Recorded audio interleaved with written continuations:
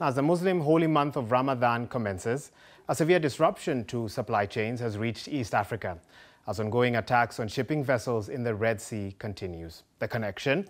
Well, the result of the disruption has increased the cost of consumer goods, including food items which are eaten during the Muslim Holy Month of Ramadan, such as dates, which are customarily used to break fast. The BBC's Peter Mwangangi has been to Kenya's port city of Mombasa to find out more. Ready for Ramadan, Awad Omar Salim sorts a consignment of dates that has just arrived at his corner shop from the port of Mombasa. There can be no Ramadan without dates. We're taught through our religion that when we break fast, we must eat dates.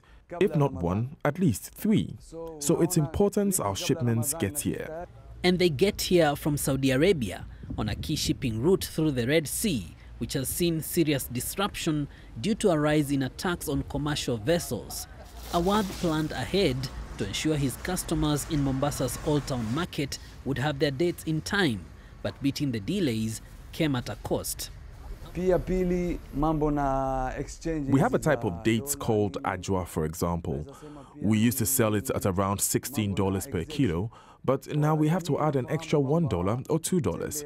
We've been charged more on freight costs. There are high dollar exchange rates. Also, we usually get free duty on imported dates, which only takes effect a week before Ramadan, but ours arrived early.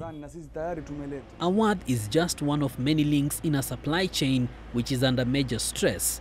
Businesses above and below him on that chain are all being impacted, with street vendors telling me that one box of dates sells for about $17 compared to last year's $10. Meanwhile, clearing and forwarding agents who act on behalf of wholesalers are reporting reduced bookings. I used to handle 30 containers in a month for one client, and because of that impact, the number of containers for the month will definitely reduce, because the frequency now will be affected, because the frequency is not there. Whereas a vessel used to do weekly service to this part of the region, they are now doing maybe once in a month. So that has impacted negatively in terms of what I would have received and cleared and therefore earned as my agency fees. For people involved in exporting and importing goods in bulk, such as dates, cereals, fertilizer and fuel, among others, the sea is their most preferred mode of transport because it's cheaper. But in recent weeks, the cost and time it takes for their goods to arrive here in Mombasa has increased.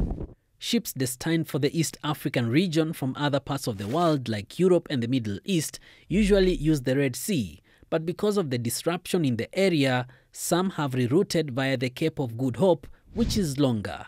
This comes with extra costs, which will be passed on to customers once the goods arrive at their final destinations, not just in Kenya and Tanzania, but also further north in the Democratic Republic of Congo and landlocked neighbors such as Uganda, South Sudan, Rwanda and Burundi.